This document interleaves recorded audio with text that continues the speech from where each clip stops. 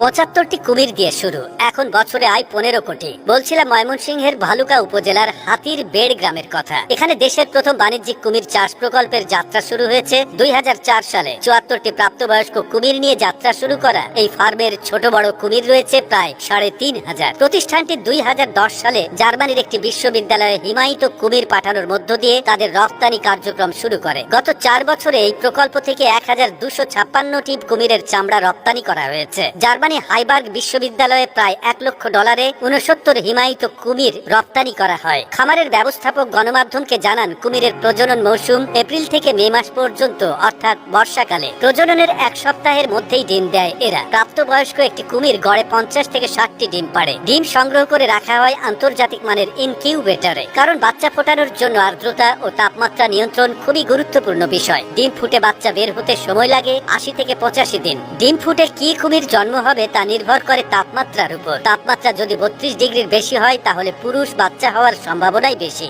ডিম থেকে বাচ্চা ফুটে বের হওয়ার পর কিছুদিন ছোট ছোট হাউসে রাখা হয় এদের, যেগুলোতে ধাপে ধাপে নিবিড় পরিচর্যার মাধ্যমে হ্যাচারিতে স্থানান্তর করা হয়। কয়েক মাস পরিচর্যা করার পর বাচ্চাদের পৃথক পৃথক পুকুরে স্থানান্তর করা হয়। নিয়মিত পরিচর্যায় ৩ থেকে ৪ বছরেই চামড়া সংগ্রহ করা উপযুক্ত হয় বাচ্চাগুলো। কুমিরের রোগ বালাই নেই বললেই চলে। কুমিরের ছোট বাচ্চাদের প্রতিদিনই খাবার দিতে হয়। বাচ্চাদের খাবার হিসেবে দেওয়া হয় মাংসের কিমা, আর বড় কুমিরের খাবার দেওয়া হয় সপ্তাহে ১ দিন। মুরগির মাংসের পাশাপাশি গরুর মাংস ও মাছ দেওয়া হয় খাবার হিসেবে। উদ্যোক্তারা জানান, ২০২১ থেকে ২০২২ সাল পর্যন্ত ১,০০০ কুমিরের চামড়া রপ্তানি করা সম্ভব হয়েছে। ভবিষ্যতে এই ফার্ম থেকে কুমিরের মাংস, চামড়ার দাঁত ও হাড় রপ্তানি করার পরিকল্পনাও রয়েছে। খামার কর্তৃপক্ষের গণমাধ্যমে দেওয়া তথ্য মতে, কুমিরের চামড়ার রপ্তানির একটি বড় বাজার হলো জাপান। জাপানের বর্তমান বাজারে প্রতি বর্গফুট চামড়া রপ্তানি হয় মাত্র $১২। একটি কুমির থেকে ৪৫ থেকে ৫০ ফুট চামড়া পাওয়া যায়। সেই হিসেবে একটি কুমিরের চামড়া প্রকারভেদে $৬০০ বিক্রি করা হয়। গত ৪ বছরে কুমির রপ্তানি থেকে